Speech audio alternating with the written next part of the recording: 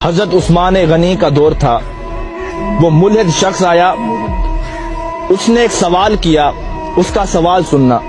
اس نے کہا مسلمانوں یہ بتاؤ، تمہاری ایک قرآن میں آیت ہے، اللہ کہتا ہے میں ہر چیز پر قادر ہوں، کیا یہ آیت موجود ہے؟ تو سب نے کہا ہاں یہ آیت موجود ہے۔ اس نے کہا پھر سوچ لو۔ اس نے کہا ہم نے پڑھا یہ آیت موجود ہے۔ اس نے کہا میرا سوال سنو، یہ بتاؤ اللہ ہر چیز پر قادر ہے؟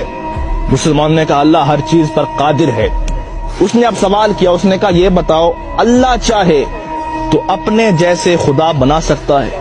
ایسا اس نے سوال کیا کہ تمہارے قرآن میں آیت ہے کہ اللہ ہر چیز پر قادر ہے، اب یہ بتاؤ اللہ اپنے جیسا خدا بنا سکتا ہے؟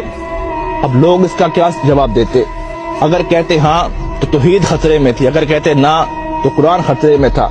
لوگ بڑے پریشان ہوئے، آخر فیصلہ ہوا اس شخص کو قتل کر دیا جائے۔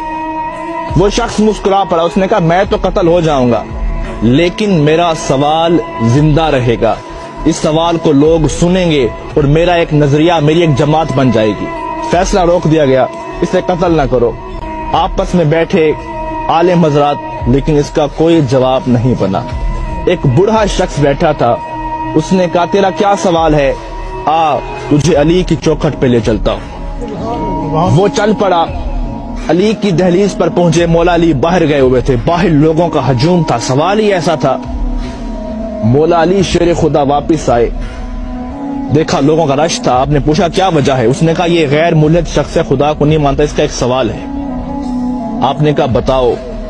اس نے کہا علی سوچ سمجھ کے جواب دینا، سوال بڑا مشکل ہے۔ مولا علی نے کہا آج تک کوئی ایسا سوال ہی نہیں بنا جو علی کو مشکل میں ڈال سکے۔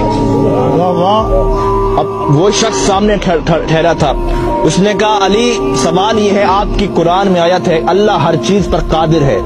آپ نے کہا ہاں ہے۔ اس نے کہا میرا سوال سنو، یہ بتاؤ اللہ اپنے جیسا اور خدا بھی بنا سکتا ہے؟